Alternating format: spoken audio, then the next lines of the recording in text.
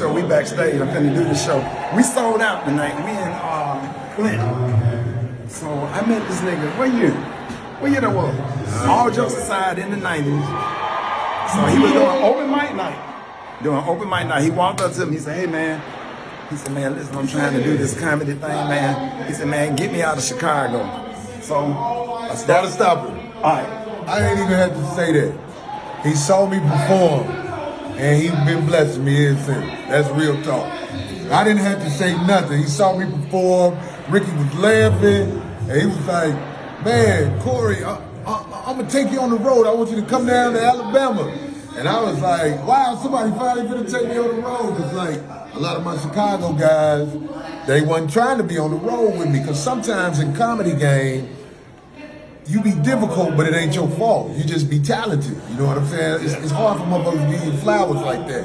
My man Ricky flew me down, Alabama. I got family all through Alabama. Yeah. Stayed at your crib. Stayed at a 2-bedroom apartment on Claremont. He would sleep on that couch. JB Smooth slept on that couch. Usually a lot of people that slept on Everybody that couch. stayed at my apartment because we were just trying to eat. But man, him and D-Ray, man, they was young. Y'all was like 19, 20, 21. I was a young dude, but I'm not much young. We were about the same Okay, age. but I've been doing comedy long. Yeah. Right. But I saw something in them, and I just be proud, man. When I see you on stuff, man, I be like, there you go. That's the important thing y'all need to know. I thought I was the shit. We did this place called Reed's Lounge. Ricky was like, "Okay, I'm gonna put you up. Then I'm gonna put up JB Smooth." I ain't know nothing about no motherfucking JB Smooth.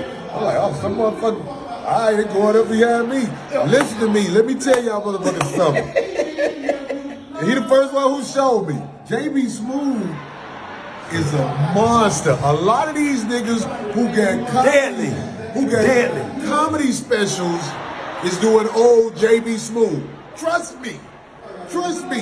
And it's some OG comics out here who Well, JB Smooth is one of the reasons why I turned into between JB Smooth and Mark Curry. That's why I started getting physical on stage. Too funny, you used to motherfucker. standing there in the mic, but that nigga, I'm like, okay, take the mic out the stand and run all over. I'm like, I got that from JB Smooth and Mark Curry.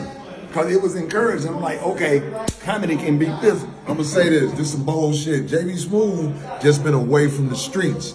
But trust me, JB Smooth, I swear, was the strongest, one of the strongest out here. There's just some guys who just strong on stage. Like the comics go watch it, baby. Who up there? Oh, shit. JB Smooth. I know, I recognize, boy. But, so I had to almost put this nigga out my car.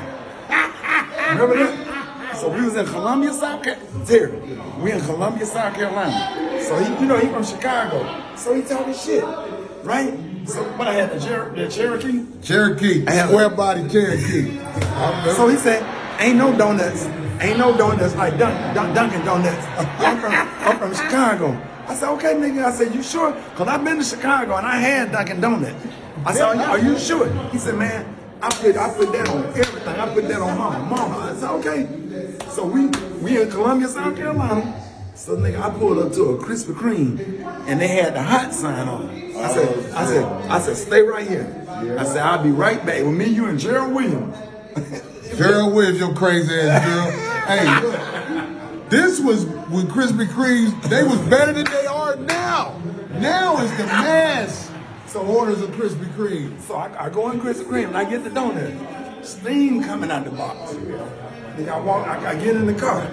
I sit them in my lap and I open them up. I hand that nigga a napkin. I said, go ahead. I said, go ahead, pimp. The nigga took a napkin. The nigga said, steam was coming out of nose like a dragon.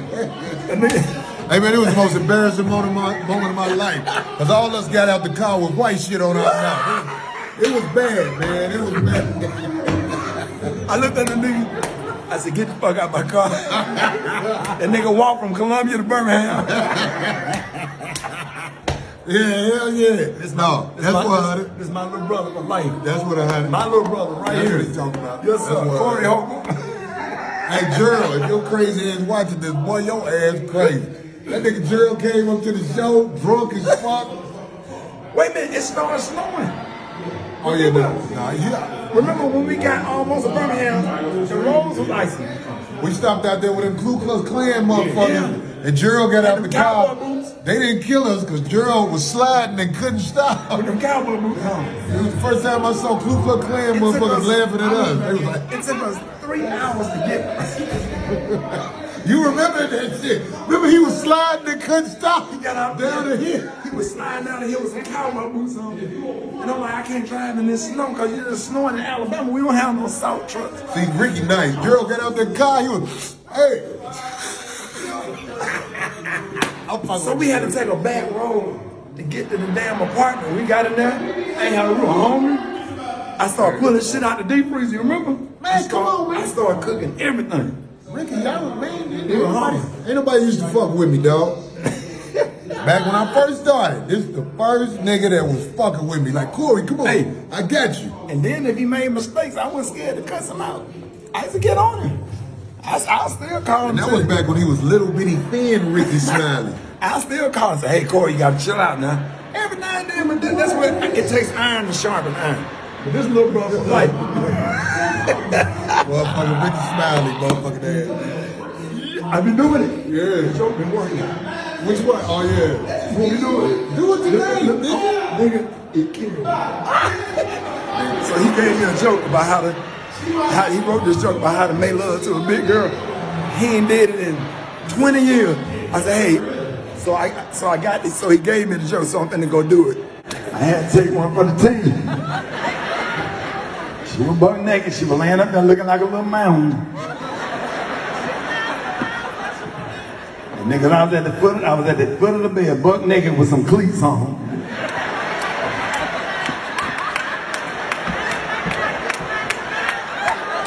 Bro, you got to have some cleats on. You don't need some grip. I had to run in there and lift the gun up and drop down.